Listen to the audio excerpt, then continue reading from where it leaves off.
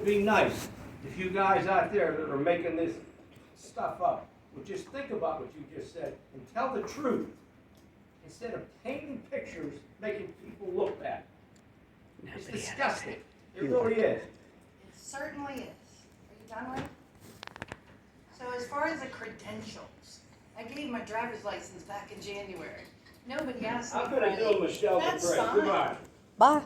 So, anyway, y'all approve the bills. Everybody, including the treasurer, anybody that accepts these bills takes responsibility as well as the treasurer. If you want to accept the bills, you better look at them, Dave.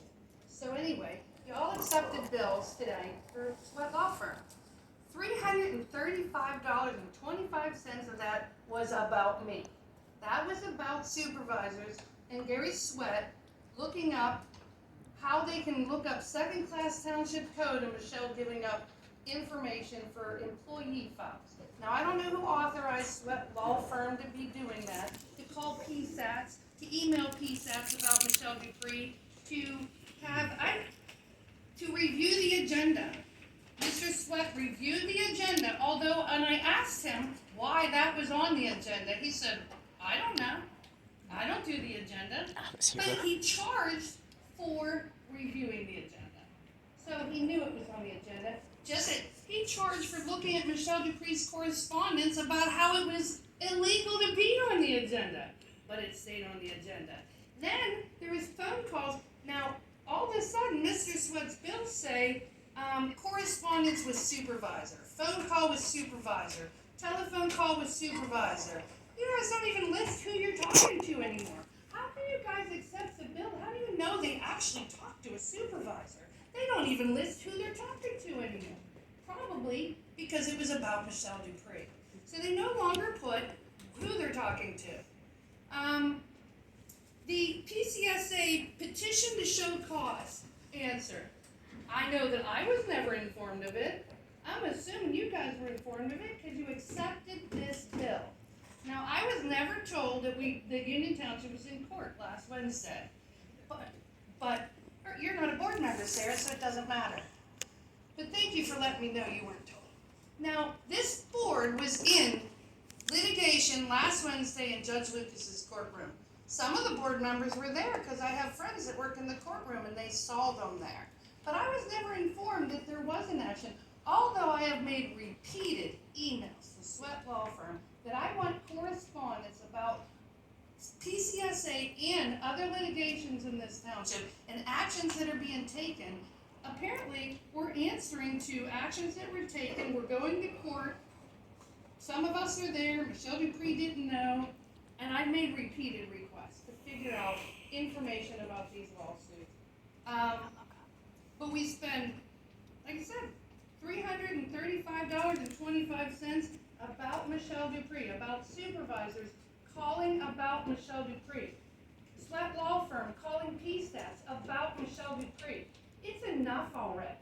There's another $132 on here that I presume is about Michelle Dupree.